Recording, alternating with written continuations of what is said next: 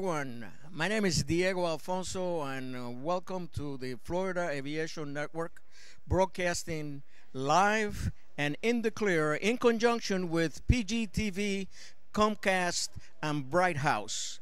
We're here at the Howard Hughes Aviation Museum on the Sun and Fun campgrounds in the beautiful city of Lakeland at the Lakeland Regional Airport. By the way, if you just tuned in, 2013 marks the 39th consecutive year of this fly-in expo and air show, which happens to be the second largest in the world. So if you have plans to come, please make them happen. Today, our next guest is Eric Crump. Eric is the executive director of the Aerospace program at the Polk State College, and he is here with us to share some of the insights about the new programs that they're running at the school. Eric, welcome to the program. Thank you, Diego. Very happy to be here. Well, here's the thing. We know each other from before, and Sure. I feel really good that you're here today, and but I really believe that you have some real interesting stuff in store that will greatly affect the instruction and instructors community. And why don't you just go ahead and give us kind of some samples of the things that you're working on Well, right sure. Our program is relatively new. We just started January of this year, actually. We launched our Professional Pilot Science Associate of Science degree, and that program is getting ready to grow. We're adding a new child in the fall. Our Aerospace Administration degree will begin then. And then the next fall, we're looking at adding a four-year bachelor's degree. So we're really trying to provide a cost-effective training program right here in Central Florida, where, as you know, so much pilot training is happening already, to add an academic component to that prepares students not only to earn their pilot certificates, but to become safe and competent pilots as well. And then in the fall, we're looking also at the Aerospace Administration side of it as well. Now, are these programs an in-house kind of thing, or these programs are going to be made available to the public, and how this works? Absolutely. Well, we are a state college. We are a public institution in the state of Florida. So while we happen to be located here in Central Florida, we have a campus in Winter Haven, just right down the road, another campus here in Lakeland.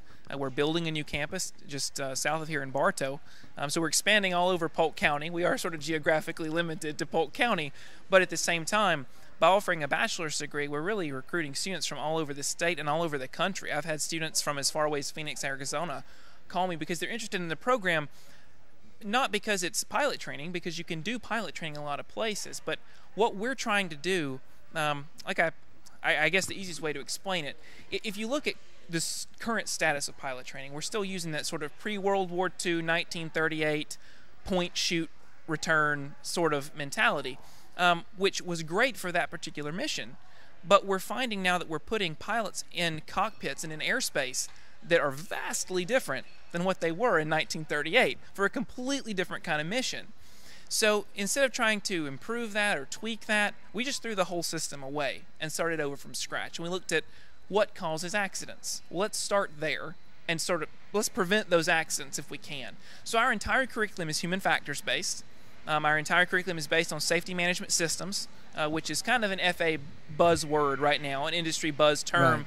But at the same time, and we really do believe in it, there are proven safety benefits in the 121 community and in the Part 135 community from implementing SMS. And that's the direction we're going, to try to look at what causes accidents, what can we do to stop them from happening, and then how can we indoctrinate the next generation of instructors to teach their students the same thing. Okay. Now you were mentioning to me before that, like the private pilot, although it was kind of quick, but this is what I understood, that you were kind of mixing together the knowledge and practical areas of the training. How does that work? Well, typically in academia, the way it works, you do your theory training on campus, on the college campus, and then you do your practical training out at the airport in an airplane. Right. Okay. And that works. We are certifying pilots like that right now today. It is a, I call it successful necessarily, but it works. Right. So what we looked at was, how can we make it more real to the student? How can we get them more engaged so that they're not just graduating, they're becoming safe, proficient pilots? Because like I've said, I don't care if you go fly a Part 121 airline, or if you tow banners, or you flight instruct for the rest of your life. Whatever you do, I want you to be a professional pilot. And that's really the core of our program. So what we do, we sort of mix the theoretical and the practical component, both on campus and at the airport. So when you look at our curriculum, you won't find private pilot ground school. We don't teach private pilot ground school. We teach a very integrated system of knowledge and skill training together. And so far, I mean, obviously it's the first semester.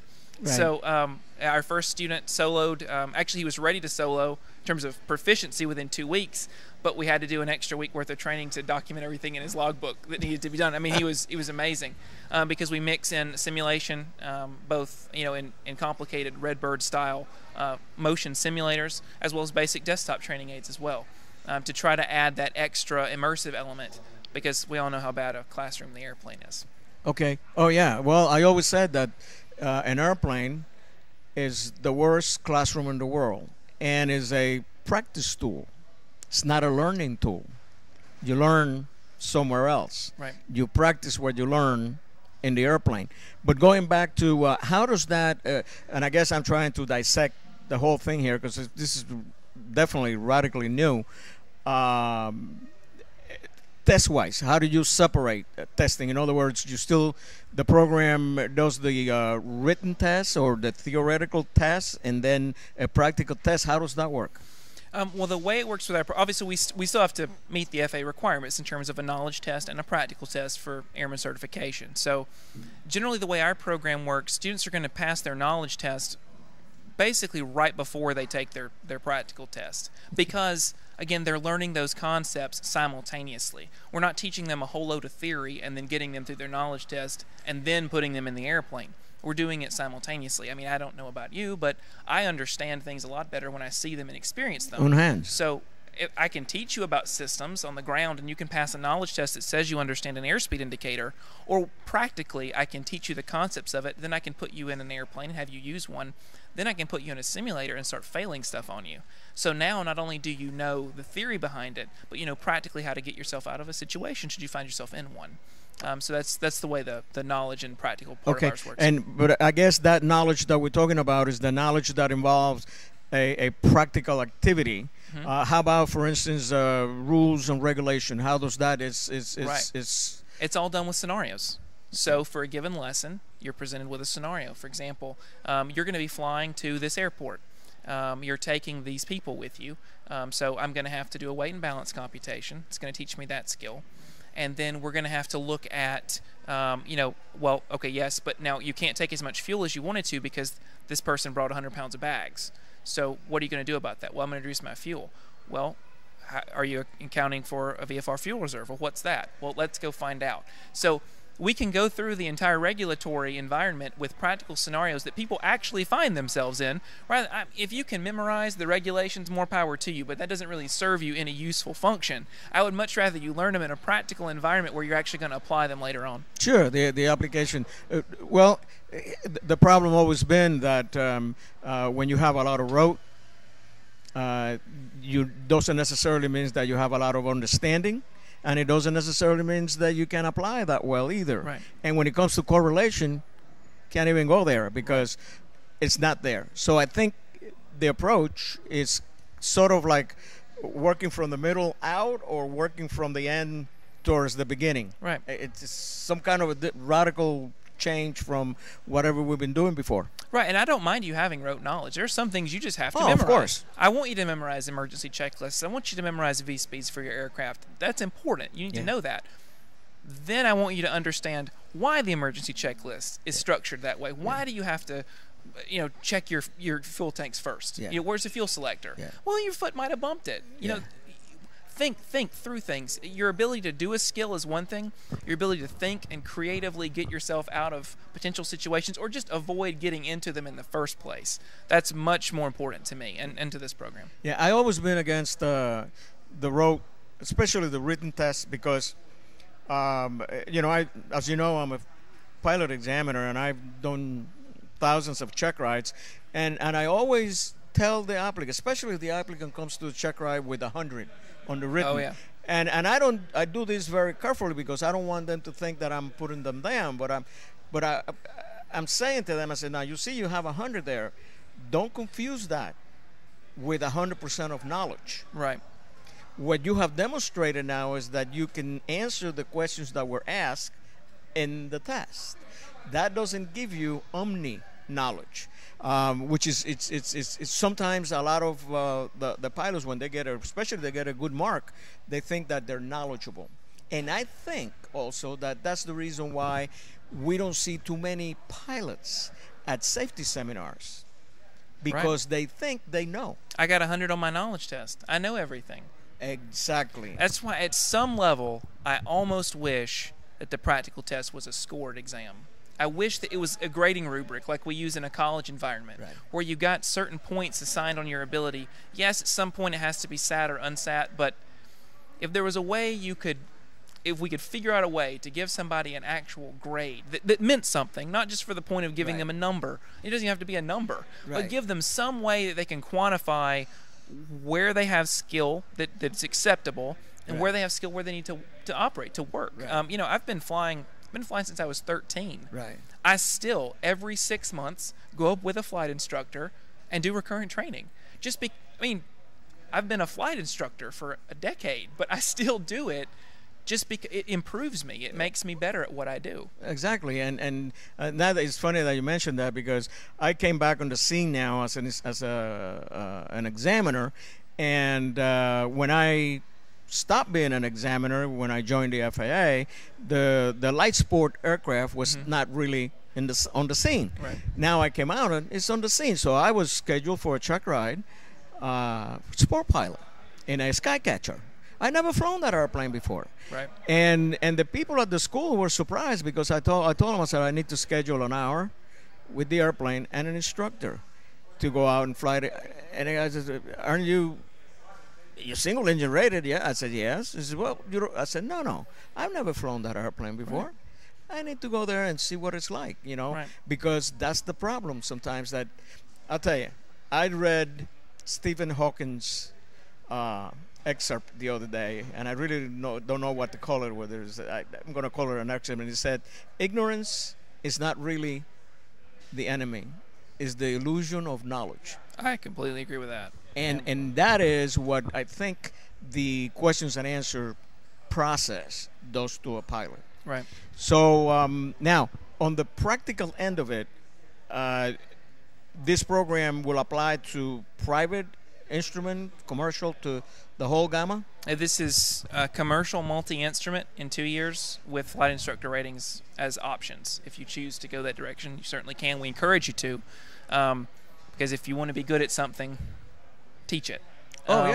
So even if you don't want to become a flight instructor and work as a flight instructor for the rest of your life, or even ever, I want you to get that certificate, because it's really, honestly, in my experience and from the students I've worked with in the past, it's been the most valuable piece of training I've ever experienced and I've ever seen anybody else go through.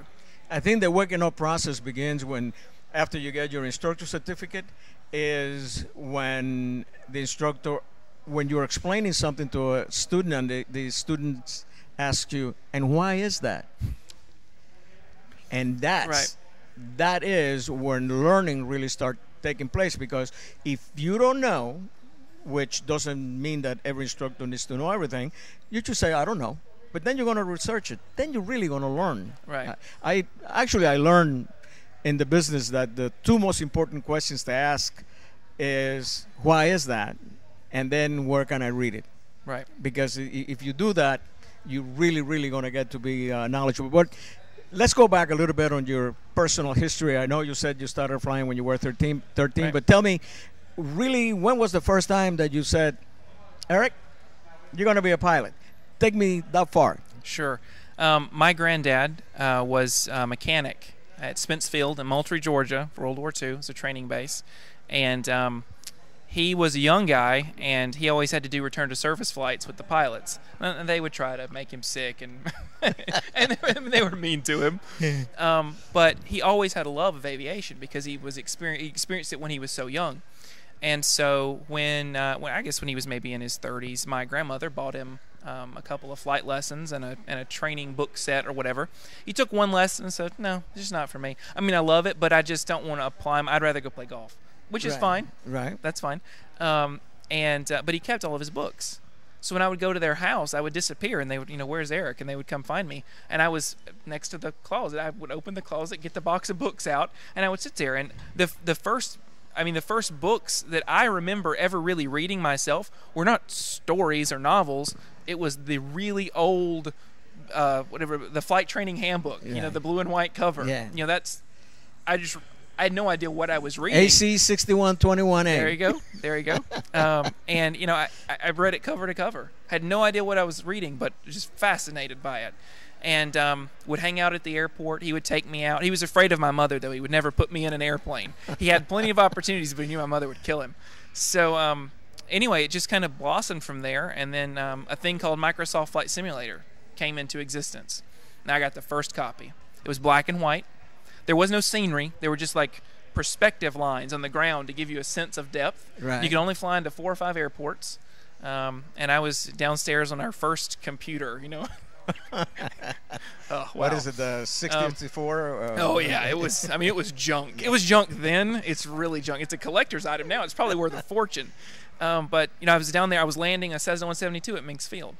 And my dad comes downstairs, and he's watching me over my shoulder. I had no idea he was there, and he goes, "You're really serious about this?" I'm like, "Yeah, I really am." Why? He told me if I made honor roll that I would get something. It would be some special present for me, and that's what it was. It was an hour of flight time, and I thought I was going on a small airplane ride. And I got there, and his friend, who happened to be a flight instructor, was like, "No, get in the left seat. You're going to fly." So, what? I don't know how to fly. He said, "Well, there's 2 controls. Don't worry about it. You'll be fine." And I got in there. I was 13. Hadn't started growing. I was like this tall, not 6'3". And so they set me on 3 yellow page phone books so I could see over the panel. My feet are just dangling, And we taxied out. I pushed the throttle in on this 172. It came off the ground. And, of course, like everybody else since then, and I don't give them a hard time about this because I did it, I just looked out the window. And so the airplane starts to bank to the left. And as soon as that happened, the instructor said, "Okay, level the wings." Just took the yoke, and I said, "Yep. That's what I'm going to do when I grow up." And I followed it ever since. I soloed on my 16th birthday, which was a Sunday, so I had to drive home with my dad because I had a learner's permit. Let him fly the airplane, but don't turn him loose in a car. That's don't right. do that. I've loved it for as long as I could. I don't remember a time when I didn't look up, and I still do. Cool. And where did you learn to fly? I learned to fly in a small town, Jasper, Alabama, Walker County, Bevel Field. It's fun because I actually use that airport a lot in my training scenarios because of a lot of different factors. But I love that airport. It had a great airport community. On the Saturdays, I would just go out there and hang out there and listen to their stories and wait for somebody to offer me a plane ride. As the golden age. I watched a lot of airplanes. The golden age of we all did. Yeah. That's how we had to pay. I was telling the previous guest that I remember when I started flying, it was I used to pay $9 an hour. But I never paid $9. But I used to make $33 a week. So that's a third of the salary right there to pay for flying. But it's one of those things. Then you find things to do. You want to help cleaning airplanes or washing airplanes or pumping gas or whatever have you. Do that. So you got your private at Jasper. I did. And then your next step? Then after that, I decided I was going to go the career route. So I went to Middle Tennessee State University in Murfreesboro, Tennessee, and did my bachelor's degree there, did the rest of my pilot training. And, I had no idea when I got started that there was a career in aviation other than commercial airline pilot. I thought you went through all of that so you could be a commercial airline pilot. When I got to college and started to realize that commercial aviation wasn't exactly what the romanticism had led me to believe that it was, I said, well, I love this. What else can I do? And I became a ground instructor, and the first ground school I taught, I stood in front of the students, words started coming out of my mouth, they started asking questions, and I knew that was it. I mean, I was hooked. Watching those light bulbs come on, it was addictive. And so that became my focus. After I left, I became the chief ground instructor at MTSU and taught there for a while and ran their ground training program. And then after that, moved to Peachtree DeKalb. Great Class D airport. I mean, Yep. and you know, Landed there many times. I would talk to students that I'd had previously or other pilot connections and tell them I had soloed somebody. They're like, "You soloed somebody at Petrie DeKalb? Are you crazy?" I'm like, they don't know any different. Yeah. This is all they know. Yeah. Restaurants on the second floor. Yes, it is, and it's very delicious. I eat there just about every day. So Atlanta was great. I flew Part 135 there.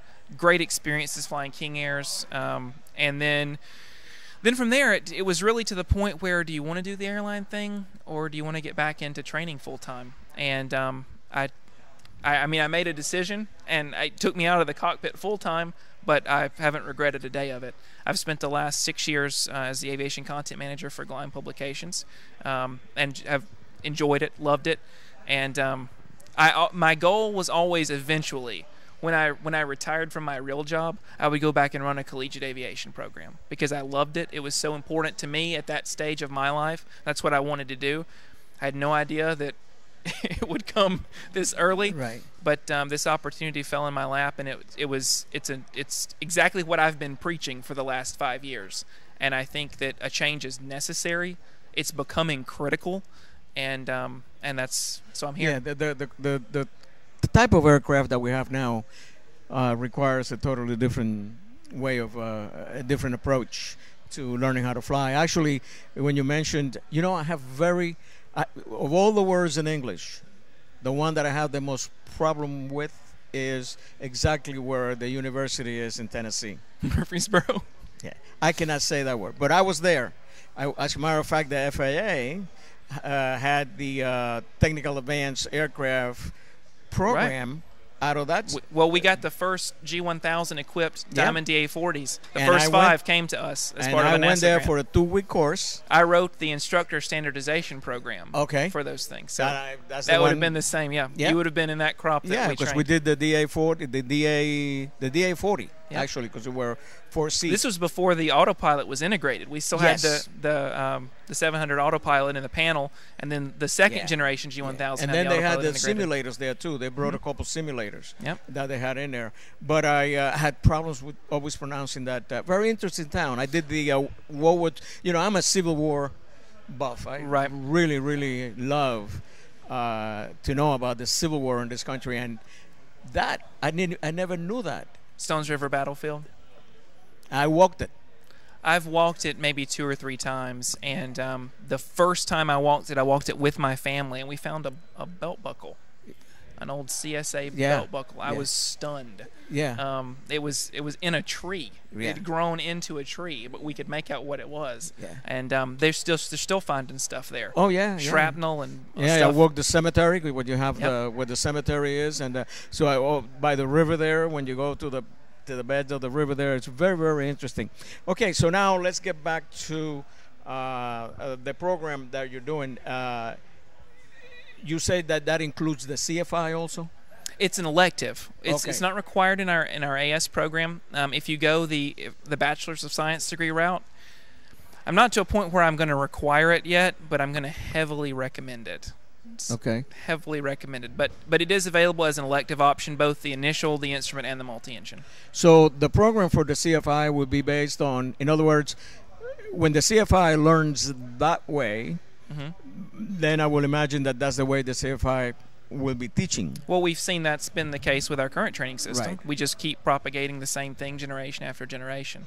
So my goal is that we break that mold. We start a tangent line and we start going in a different direction. Right. This group of instructors indoctrinates the next group of students in the program as they move on, and then we start to see a slow but gradual change because there's so much pilot training here in Central Florida anyway. If you're gonna do a paradigm shift, this is the place to start doing it. Sure. And we're perfectly content with we actually have 10 students the first semester. We tried to keep things a little quiet. Actually, we wanted a test pool. Yes. So we could control and we could see what was working and what wasn't. And right now we're looking at 50 for the fall. So if you're looking for a teaching job, well, it's one of those things that you really need to get it out there, and then so you can iron out the the little wrinkles that this has been a very educational semester. I tell the students all the time, I've learned more this semester than you have, for sure. Let me ask you, because I want to make an observation after I ask the question.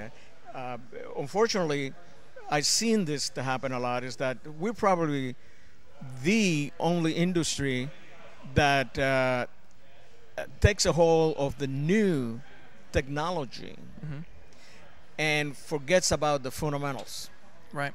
and the basics. So I guess that you have implemented into your curriculum, or however you're going to call that process, the basics of, for instance, orientation, navigation, not necessarily going to the GPS Exactly. with the previous. We have entire training modules for upset prevention and recovery. We're offering tailwheel certification, so you learn to use your feet. Right. You know, we're very big proponents of basic stick and rudder skills. That hasn't gone anywhere. Right. Just because there's an autopilot and glass cockpits, and it's still an airplane, people. You've still got to fly it. And what happens if it quits? Yeah, you need to understand both sides of that. So we're looking at those two fundamental accident causal factors: loss of control and situational awareness, or human factors, Exactly. decision making. The situational awareness is probably one of the biggest things that I see out there, where pilots, flying out of their own airports, they Right. get disoriented. And I remember telling a very good friend of mine, I said to him, look, if you go to I have my knee operated on, right? And they did it with 3 little holes, right? State-of-the-art stuff. Right. However, that doctor dissected a frog at some point. Yep.